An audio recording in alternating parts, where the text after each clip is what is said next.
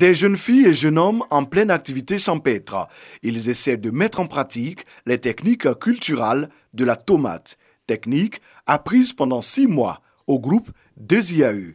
Cette école de formation, située à Azaguié, à 40 km d'Abidjan, est le point de chute de 100 ex-migrants. Après avoir vécu les péripéties et misères de l'aventure vers l'Europe, ils sont rentrés au pays grâce à l'OIM, l'Organisation internationale pour les migrations.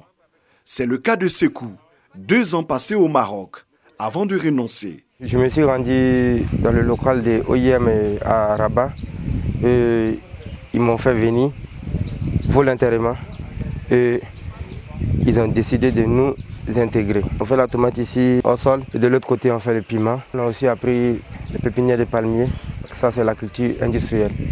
Ici ils vont nous suivre jusqu'à ce qu'on ait la main. Depuis 2018, le groupe dirigé par Séraphin Koua, expert en entrepreneuriat, abrite et exécute le projet de réintégration des ex-migrants de retour au pays. Il est financé par l'Union européenne avec l'appui technique de l'OIM. C'est nous qui avons choisi les secteurs d'activité. J'ai choisi l'agriculture parce que Papa Oufou disait que le succès de ce pays repose sur l'agriculture. Et je pense que l'agriculture est un secteur pourvoyeur d'emploi. Le bâtiment parce que tout est à reconstruire dans notre pays et je pense que c'est aussi un secteur pourvoyeur d'emploi. Concernant le choix, ce sont des migrants, donc c'est l'OIM qui fait le profilage. Ici, il n'y a pas que les ex-migrants.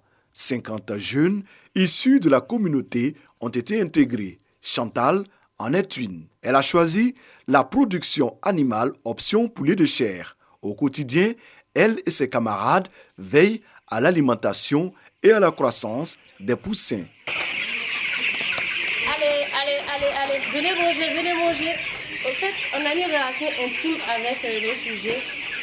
En les parlant, en les observant, parce que souvent ils sont malades et ils sont dans leur coin. Il n'y a pas de problème pour le moment. Ça va, tout va bien. 5 fermes, 2500 sujets, soit 7500 poulets de chair au total, livrables après 45 jours. Yves Rodrigue, l'encadreur, fait partie de la première promotion de 50 ex-migrants. Il connaît toutes les ficelles du métier et veut en faire autant pour ses élèves. On ne fait que donner ce qu'on a reçu de meilleur. Ceux qui vont prendre à cœur, c'est-à-dire suivre tout ce qu'il y a comme formation, pourront aboutir à un lendemain meilleur. Venu de Rubino, Jaurès est un jeune qui force l'admiration par son courage. Malgré son handicap apparent, il s'impose par la qualité de son travail.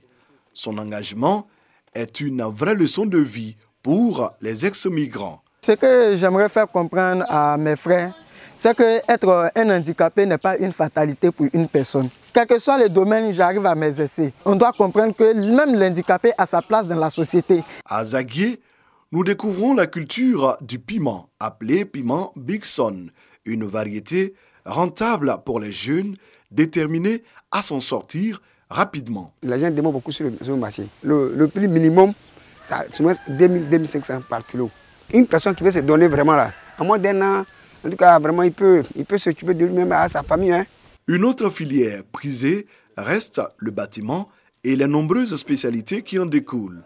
75 jeunes, la moitié de l'effectif de ce programme, participent à la formation de type chantier-école, maçonnerie, carrelage, électricité, plomberie et les métiers du staff sont enseignés. À terme, les apprenants deviennent des maîtres artisans avec une autonomie totale. Lorsqu'ils sortent, vous pouvez les retrouver sur n'importe quel chantier, partout en Côte d'Ivoire, partout dans le monde.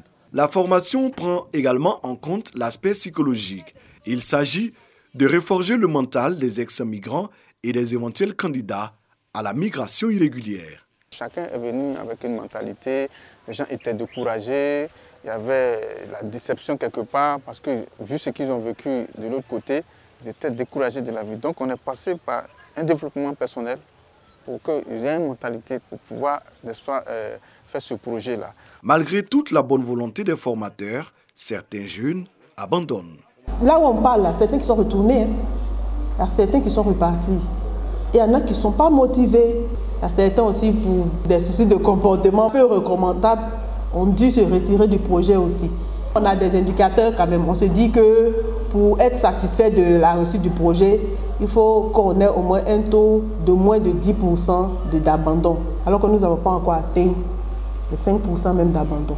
Pour Séraphin Koua, ce programme novateur doit pouvoir inspirer un modèle à l'échelle nationale. On peut dupliquer ces résultats-là dans les 33 régions en Côte d'Ivoire. Ça nous fait beaucoup de jeunes qu'on peut insérer. J'encourage l'État à utiliser cette voie, cette approche. J'ai toujours été contre, je le dis aujourd'hui, qu'on remette l'argent directement aux jeunes. À Azaguié, l'espoir est de nouveau permis pour ces jeunes ex-migrants.